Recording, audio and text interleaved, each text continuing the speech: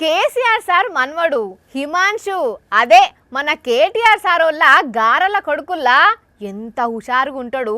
వాళ్ళ తాతతోని మాట్లాడు, తాత చేసిన పనుల గురించి చెప్పుడు, తాత బర్త్డే అప్పుడు సోషల్ మీడియాలో మస్తు యాక్టివ్గా పోస్టులు పెడతాడు, కనబడతాడు. అంతెందుకు మొన్న కేటీఆర్ సార్ బర్త్డే కూడా జోరుగా పాట రాసి పాడిండు కదా. అయితే ఇప్పుడు కేసీఆర్ సార్ సమక్షంలోనే హిమాంశు ఏం చేసిండో చూడుండ్రి. తాత చెప్పంగానే పారందుకున్నాడు, గొయ్యి దవ్విండు.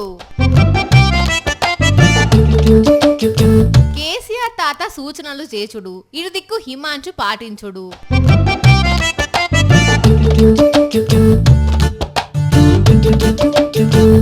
అగో మొక్క నాటనే నాటిండు పో. మొక్క నాటుడే కాదు, దానికి ఎరువు పోసిండు, ఎరువుతో పాటు నీళ్లు కూడా పోసిండు.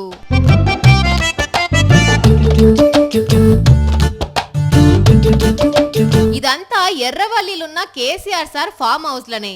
అమెరికాలో చదువుతున్న హిమాంశు సంక్రాంతి సెలవులకు వచ్చినట్టున్నాడు. మన్వన్తో కలిసి పొలం అంతా తిరుక్కుంటా గెట్లన్నీ చూపెట్టిన కేసీఆర్ సారు ఇట్లా చెట్ల గొప్పతనం చెప్పి మొక్కను నాటించి సోషల్ మీడియాలో పోస్టు చేస్తే మస్తు మంది మెసేజ్లు పెడుతున్నారు. కానీ కేసీఆర్ సార్ గ్రేట్ పోన్రీ. కొడుకు కేటీఆర్ కన్నా వ్యవసాయం పనులు నేర్పిండో నేర్పలేదో గాని మనవనికైతే వ్యవసాయం పనులు నేర్పుతున్నాడు.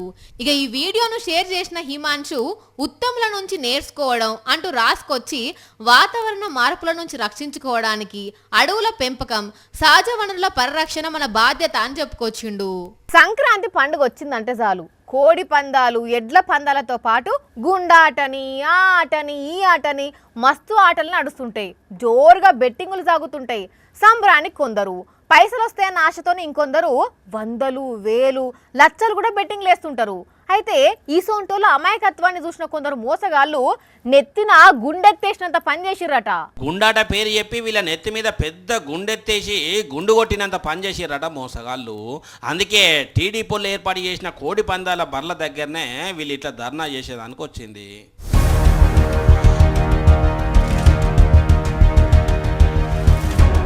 కాకినాడ జిల్లా ప్రతిపాడు మండలం పెద్ద శంకర్లపూడిలా గుండాటల అన్ని దొంగ నెంబర్లేనట. అదేమో ఎవ్వరు చూడక ఎంత పందెం కాసినా పోతున్నాయట. ఇట్లా ఊరోళ్ళై 40 లక్షల రూపాయల కనుక పోయినాయట. అదే ఇంతమంది పందెం కాస్తే ఒక్కరికన్నా రావద్దా పైసలు? దీంట్లో ఏదో కిరికిరి ఉన్నట్టే ఉన్నదని ఏం సంగతి అని అడుగుదామని అందరూ రెడీ అయితే ముచ్చట ముందే తెలిసి ఆడ నుంచి వెళ్ళిపోయారు అటాళ్ళు. మరి పందాలు ఎవరు ఏర్పాటు చేసిండ్రో వాళ్ళని అడగపోయినరన్నా. కొట్టించారండి. దీనికోసం మేము అందరూ పోరాడుతున్నామని, కానీ ఇందులో ప్రతి ఒక్కరిని టార్గెట్ చేసి ఏదో దానిలో ఇరికిందామని కూడా చూస్తున్నారండి. అట్లా అడిగితే బెదిరిస్తున్నారట. అందుకే ఇట్లా అందరు ఊరోళ్ళు కోడి పందాలు జరిగిన బరి దగ్గరనే కూర్చున్నారు. మరి పోలీసులు ఏం చేస్తారో చూడాలి. ఎలక్షన్లకు ముందు చంద్రబాబు ఏమన్నాడు? సంపద సృష్టిస్తా అన్నాడా? అయితే ఆ సంపద ఎట్లా సృష్టిస్తాడో అని అందరూ ఎదురు చూస్తున్న వేళ మందు నుంచి బగ్గనే సంపద సృష్టిస్తున్నాడు. ఎందుకంటే ఈ సంక్రాంతి పండుగ పేరు మీద 3 రోజుల్లో ఎంత మందు అమ్ముడు పోయిందో లెక్క చూస్తే బాబు మామూలుగా సంపద సృష్టించలేడు కదా అని మీరే అంటారు. అమ్మకు వందనం లేదు గాని నాన్నకైతే ఇంధనం మస్తు గిచ్చేటాలకు మందు బాబులు పోసుడు అనుకుంటా సీసాలెత్తి మరీ పోస్తున్నారట.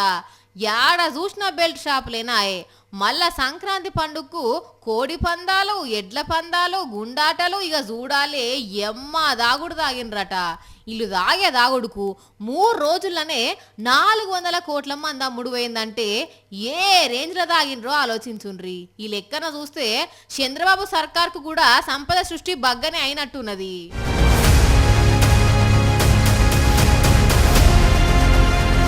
అంతే కదా మరి. 3 రోజుల్లో 400 కోట్లంటే మాట్లానుల్లా? అట్లున్నాయి కూటమి సర్కార్ల మందు అమ్మకాలు.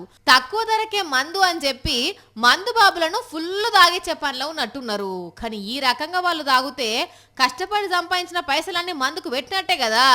ఇట్లయితే వాళ్ళ ఇల్లు ఎట్లా గడవాలనో ఏమో వాళ్ళకే తెలవాలి.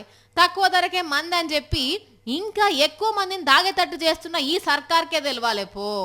మా గల్లీకి కరెంట్ ప్రాబ్లం ఉన్నది, మా గల్లీకి మంచినీళ్ళ ప్రాబ్లం ఉన్నది, మా గల్లీకి కుక్కల ప్రాబ్లం ఉన్నది, మా గల్లీలా తాగుబోతుల ప్రాబ్లం ఉన్నది. బరాబర్ పరిష్కరించాలి, మమ్మల్ని పట్టించుకోవాలని అమ్మలక్కలు, అన్నలు ధర్నాకు దిగుతే చూసినాం కదా. కానీ ఇక్కడ మాత్రం ఈ ఊరోళ్లకు ఎవ్వరు ఊహించని ప్రాబ్లం వచ్చింది. ముందుగానే చెప్తున్నా, అసలు ఈ ప్రాబ్లం వస్తుందని వాళ్ళకు ఇంతవరకు తెలుసో తెలియదో కూడా తెలియదులా. అసొంటి ప్రాబ్లం వచ్చింది. ఇంతకు ఏందంటారా?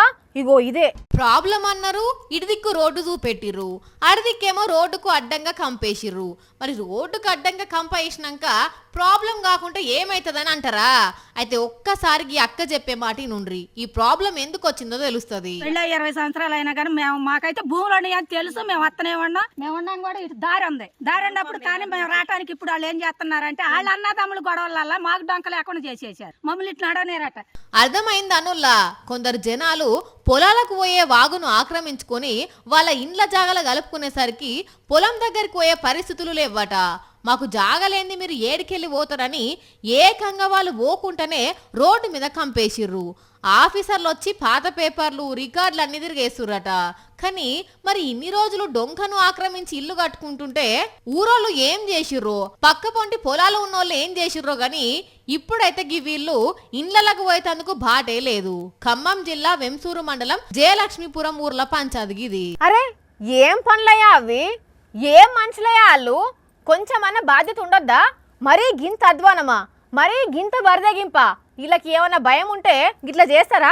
ఇప్పుడు చూడుండ్రి ఎంత పనైందో. ఇగో ఇసోంటి మాటలే మాట్లాడుతున్నారు కరెంట్ వాళ్ళ మీదకి.